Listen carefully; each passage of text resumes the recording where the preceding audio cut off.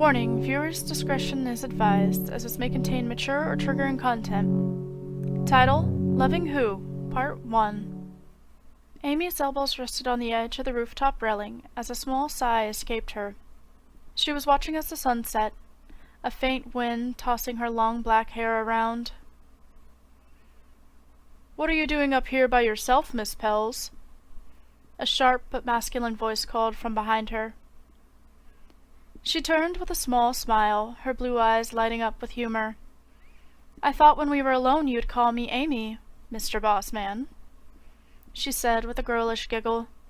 Tyler closed the distance between them with a small smirk, his brown hair slicked back as his sharp green eyes stared her down. His hands reached out, locking on to the railing on either side of her, and pinning her between the rooftop wall and his firm body. "Perhaps I like the ring of calling you Miss Pells. Just seems sort of sexy.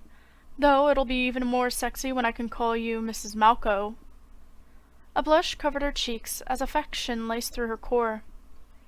"I'll love when it happens. By the way, has your father still not agreed?" Now Tyler was sighing as he rested his forehead into the crook of her neck. "No, but who cares? I love you, you love me. I own my company. My father wants to try and sink his claws into me again, and I won't allow it." Amy rubbed his back. "We'll be fine. Everything will work out." Her voice was soft as she smiled. He pulled away slightly to stare at her before closing in, his lips locking with hers in a gentle kiss. Beep, beep, beep. Tyler sprung up from his bed, glancing around in confusion. This wasn't right. Where was Amy? No, wait. Who was Amy? He rubbed a hand over his face, noticing sweat beading across his skin. What had he just been dreaming about again? Now that he thought about it, he couldn't remember. "It must have been nothing," he muttered with a slight groan. "Sir?" A knock on the door finally drew his attention. "Sir, is everything all right?" It was Marge, his housekeeper. Swinging his legs over the edge of his bed, he sighed. "I'm fine.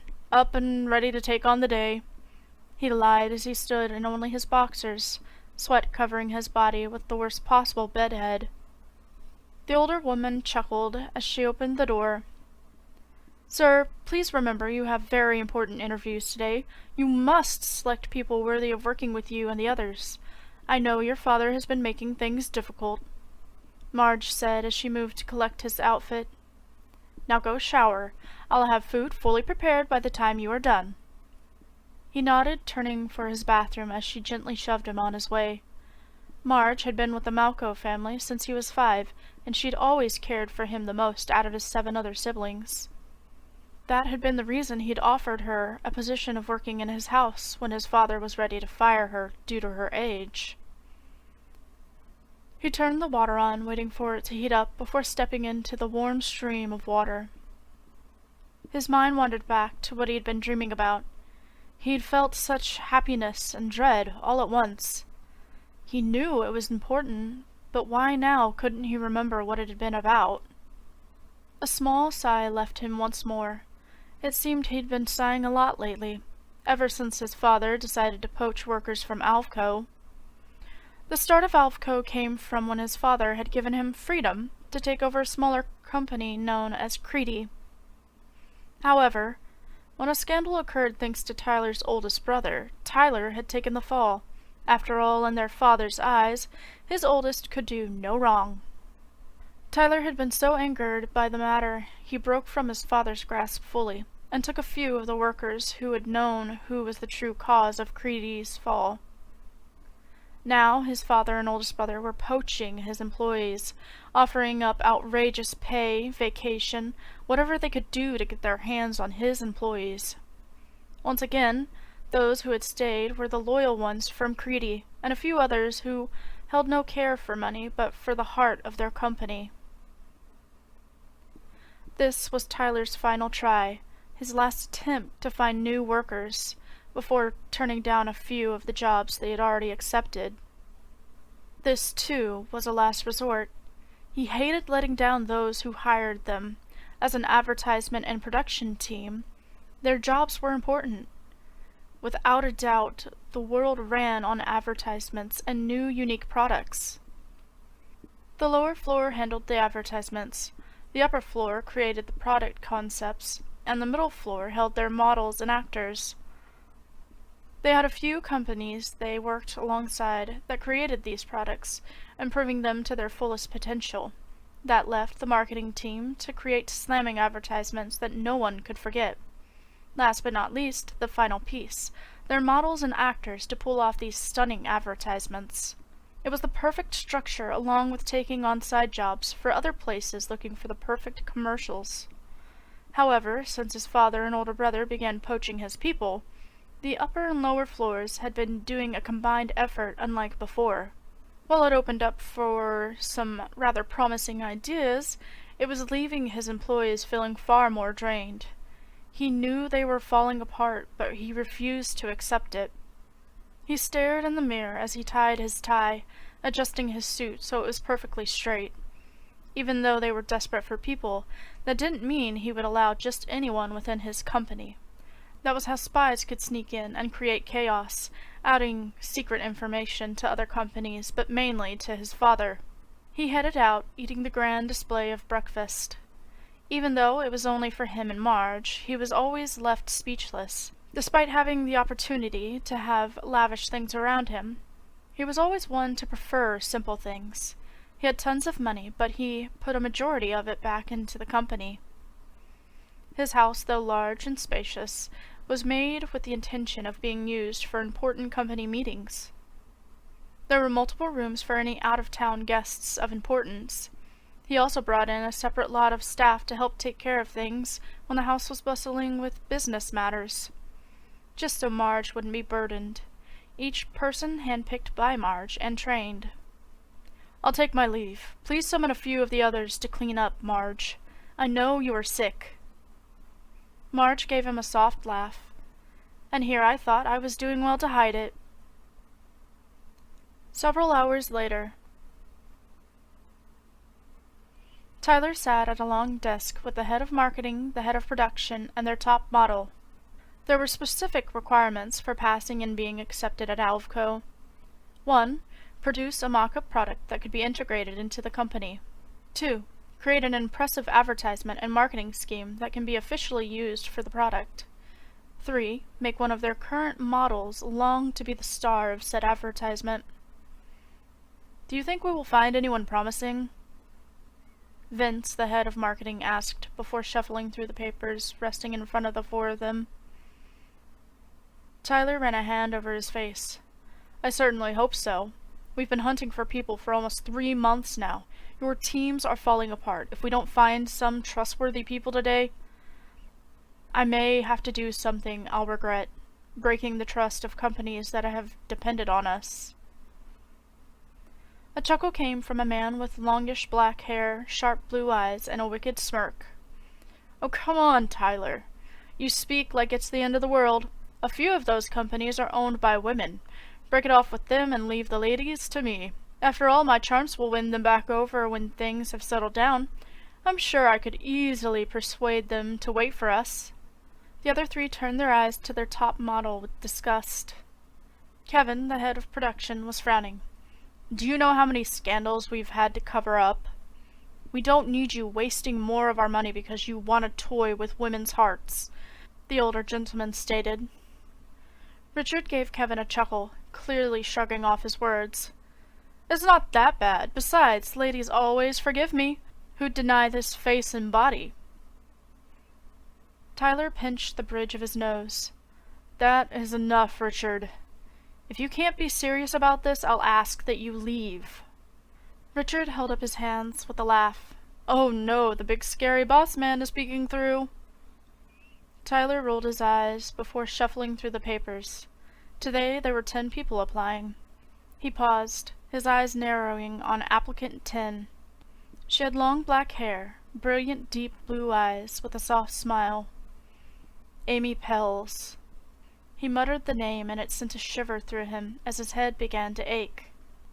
"Amy Pells?" Vince muttered, glancing over from his spot. His eyes grew wide. Wait a moment. Tyler frowned. Do you know her? Vince nodded with a big grin. She's my girlfriend. However, that won't hold any weight in my decision. I can tell you, though, without a doubt, she will hold the most stunning idea you've seen in a while. She always won any of the high school contests regarding such things. Tyler frowned. I see. Well, I guess we shall wait to see if she really is as good as you claim, or if you're blinded by love. Begin. Sherry Adams, please come in. The four of them watched as each person came in. Well, the three of them watched while Richard daydreamed, twirling a pencil between his fingers.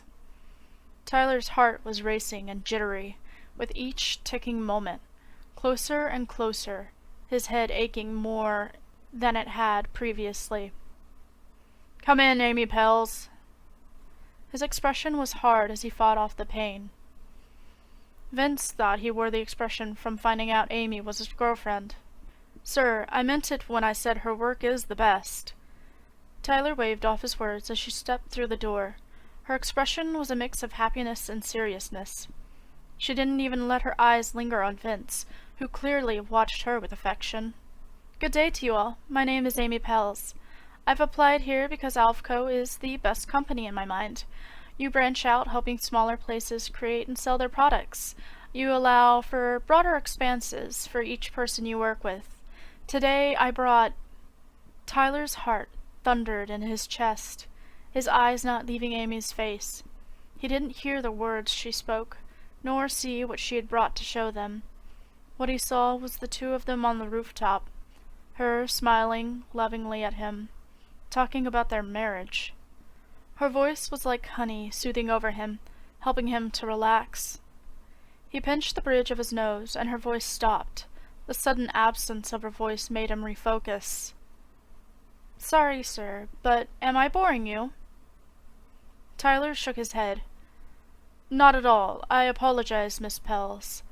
I've had a headache that started before the beginning of this meeting, so I just lost focus. Have you had coffee to drink yet?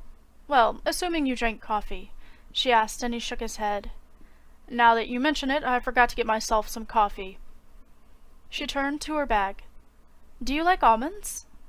Tyler frowned. What does that have to do with my headache, Miss Pells? Or your interview? She smiled slightly, pulling out a bag of unopened almonds. Almonds are high in magnesium. I am prone to migraines, and I often keep almonds or cashews on me. As for my interview, if the CEO can't focus, how can I expect you to know if I'm worth your time? Tyler chuckled slightly as she closed the gap between them, offering him the almonds. His fingers brushed against hers, and it sent an electric shock through him. She didn't seem to notice it, though. You are right, Miss Pells. What did you three think of her presentation? Kevin smiled. It was amazing. I want to take her product and help build it. It's actually a concept I have pondered on, but have yet to put into plan. There were a few complications that I worried about. However, she's laid out ways around the issues I calculated. Richard chuckled. I would love to play a part in the advertisement for this product, as well as a part in your life, Amy. Amy glanced towards the man, as his eyes roamed up and down her body. Sorry, but I don't mix work with my love life. On that matter, I ask that you not take Vince's words into consideration.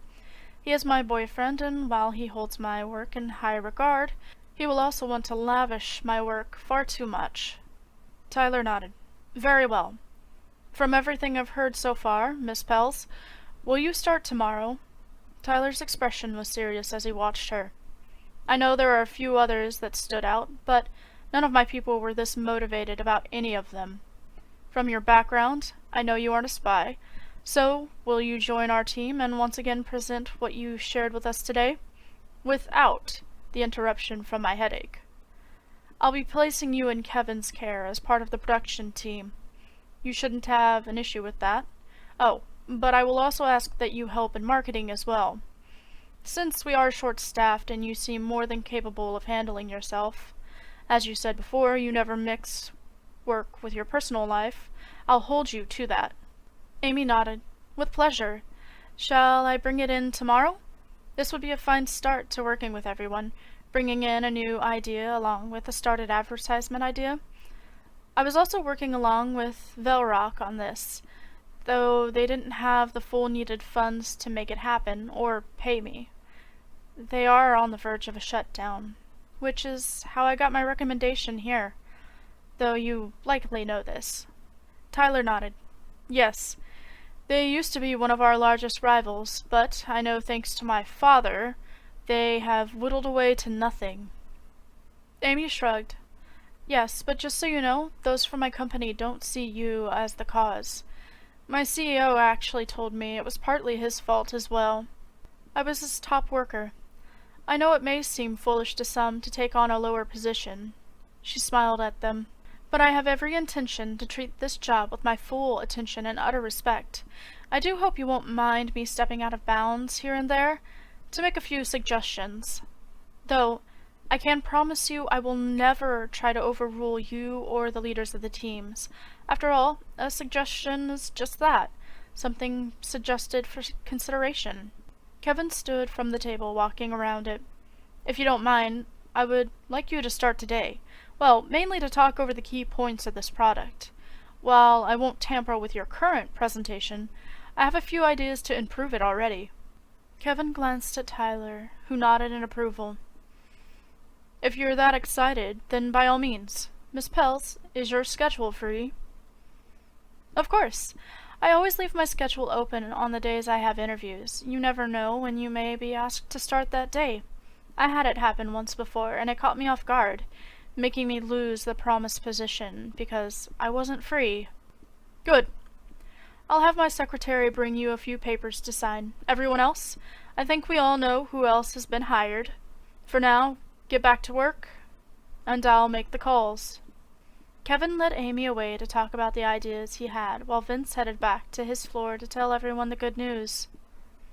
4 people were being hired, one of which would start tomorrow, having both a product and advertisement practically ready to use.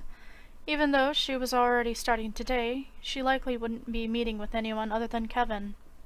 Of the other 3, 2 would go to marketing, and the other would go to production. He had to admit he was a bit sad that his girlfriend wouldn't be working alongside him. What also worried him was how Tyler and Richard both acted as soon as she spoke. While Richard had played off his sudden focus to trying to charm a pretty girl, there had been others, but he'd only been mildly interested. As for Tyler, he had started acting odd as soon as he'd seen her profile. Vince wondered if his relationship with Amy would be okay. Something he didn't need to be worrying about with everything else going on in the company. To be continued! Hey guys, yep, I am still here, still trying my best to get all of my writing done and taken care of, but there's been a lot going on and I haven't been able to focus on it like I would like to. So it's moving a bit slower than what I'd like. Driving me insane. It's fine. Anyways, I hope you have enjoyed the first part of Loving Who. I don't know how many parts of this extended story there's going to be, but I do hope that you look forward to it and let me know your thoughts.